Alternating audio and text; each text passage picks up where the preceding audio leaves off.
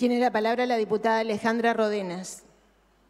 Bueno, buenas tardes a todos y a todas. Después de algunas irregularidades que hemos tenido en esta sesión, me parece que se ha restablecido el espacio que se debe restablecer, que es el espacio de las argumentaciones. En ese sentido, voy a argumentar mi posición, la razón por la cual firmé un dictamen de minoría en contra de esta reforma previsional, porque, señora presidenta, esto no es una reforma, es un ajuste. Miren, cuando uno enseña Derecho, yo tuve la suerte de enseñar casi 30 años, ahora estoy con licencia porque, bueno, algunas actividades no me lo permiten, pero cuando uno enseña Derecho, lo primero que le pregunta a sus alumnos es ¿qué es el derecho para ustedes? Siempre hay un grupo que te contesta de manual y te dice el derecho es un conjunto de leyes dictadas por el legislador. Y después tenés otro grupo, tal vez más influido por algunas ideas de índole religiosa, que te dicen que el derecho te remite a un conjunto de principios morales y éticos que rigen la vida en sociedad. Las dos respuestas son aceptables. Las dos harían que un alumno del año inicial de la carrera se fuese a su casa, cerrara la carpeta de apuntes, con la certeza de haber cumplido lo que le preguntó su profesora o su profesor. Pero, siempre hay un pero, hay una razón, los tiempos cambian y cambian las respuestas a las grandes preguntas. En esas dos respuestas, en la que dice que el derecho está amañado a la voluntad del legislador o la que está amañado a una serie de principios universalmente válidos, hay otra forma de responder que es el derecho, que es la que remite al tiempo histórico en el cual una norma se gesta. Dicho de otro modo, ¿por qué? ¿Cómo? ¿Para quién? Y sobre todo, ¿por qué surge una norma en un contexto determinado?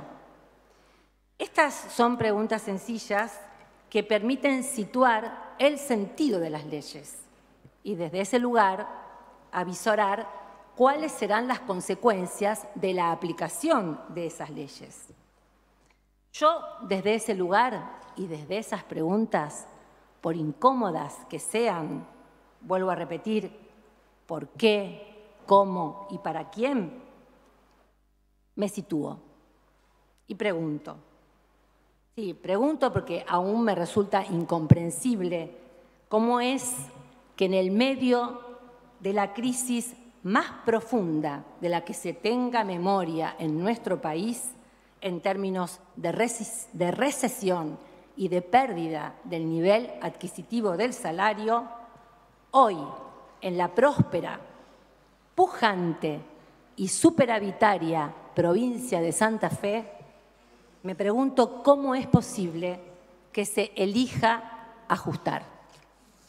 Me pregunto cómo es esto posible, qué lógica anida en todo caso en este gesto, a través del cual hoy se consagra, con la excusa de una reforma que salvará a la caja de jubilaciones, un esquema que condena a quienes perforan la línea de pobreza a solventar un déficit que podría ser subsanado, aunque sea en parte, si esos fondos que se nos adeudan llegasen a la provincia. Yo me pregunto y les pregunto a ustedes, porque hay una pregunta que está subyacente en este recinto, más allá de los tecnicismos, más allá de los números, de las fórmulas numéricas que son complejas incluso de entender para la gente que está fuera. ¿Es justa esta reforma? ¿Es justa esta reforma? Una reforma que hace caer el peso del ajuste sobre los maestros, los enfermeros, los camilleros, los policías, los jubilados, en todos y cada uno de los trabajadores de la administración pública. Entonces, cuando demonizamos lo público, que es lo que se está haciendo con esta reforma, demonizar lo público, tenemos que tener cuidado. Cuando escuchamos palabras, cuando escuchamos a algunos dirigentes políticos hablar de casta, también hay que tener cuidado, porque es fácil vaciar a las palabras de sentido. Es fácil y es grave y es peligroso. En una época que invita a ser individualista y cruel con el otro, vaciar a las palabras de sentido es peligroso. Pero es un problema también, porque cuando esas palabras describen la realidad y solo sirven para llevar adelante, y yo voy a citar, no a García Márquez, a Charly García, que ayer estrenó un disco que se llama La lógica del escorpión. Todos saben de qué se trata esa fábula. Entonces, cuando esas palabras se vacían de contenido, ingresamos en una peligrosa lógica del escorpión. Esta ley no es justa. No hay derecho literalmente. Lo que hay, señora presidenta, señor presidente, ahora que se está sentando, es una historia. Las leyes son hijas de una historia. Todos sabemos que es así. Y esta es hija de una historia de ajuste. Así de simple y así de fatal y así de terrible. Un ajuste que ya viene preanunciado en el Pacto de Mayo, cuando el gobernador Puyaro, junto a un grupo de gobernadores, no todos, suscribió un pacto que graciosamente se llama de mayo, pero se firmó en julio, en el cual en su artículo 9 dice que hay que generar una reforma que se le dé sustentabilidad y respete a quienes aportaron. Yo pienso, ¿esto es respeto a quienes aportaron? A la vez, también tiene que ver con otra parte de esta historia, porque el Pacto de Mayo continúa. Tiene que ver con el veto a la ley de movilidad jubilatoria, la misma que ayer vimos las consecuencias que tuvo. Al vetar la ley de movilidad jubilatoria, obviamente se neutraliza el artículo 10, que decía con toda claridad que las provincias iban a recibir por parte del ANSES los fondos que se les adeudaban para compensar los números de sus cajas de jubilaciones. Entonces, el Pacto de Mayo, la ley de movilidad jubilatoria, el silencio del Ejecutivo y, disculpen, también de ciertos miembros de este Poder Legislativo en torno a estas cuestiones, generan un cóctel explosivo, la decisión de ajustar.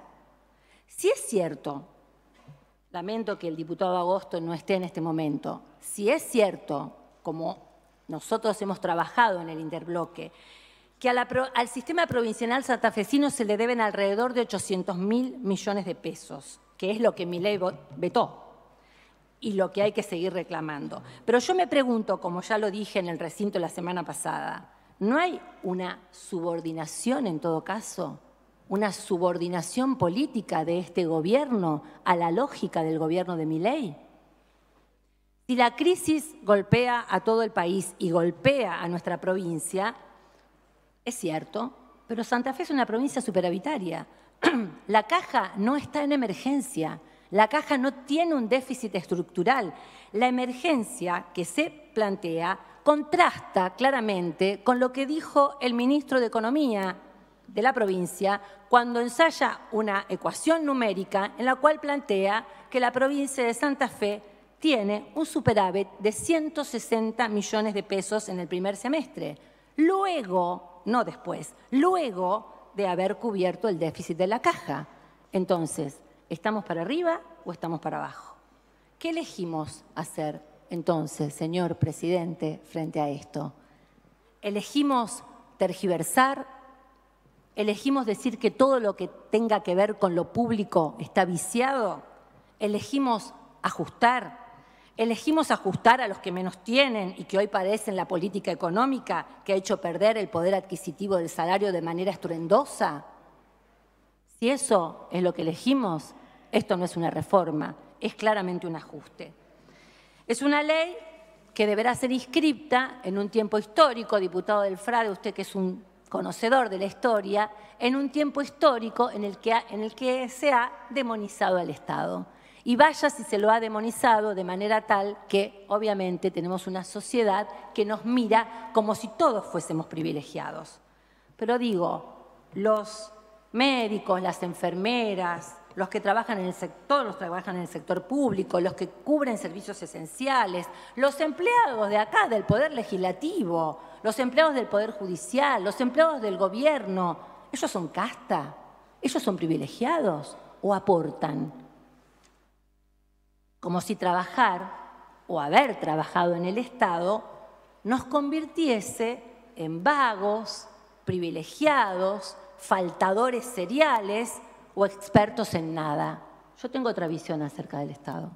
Creo que hay gente muy lúcida, muy eficiente. Los aplaudíamos en pandemia.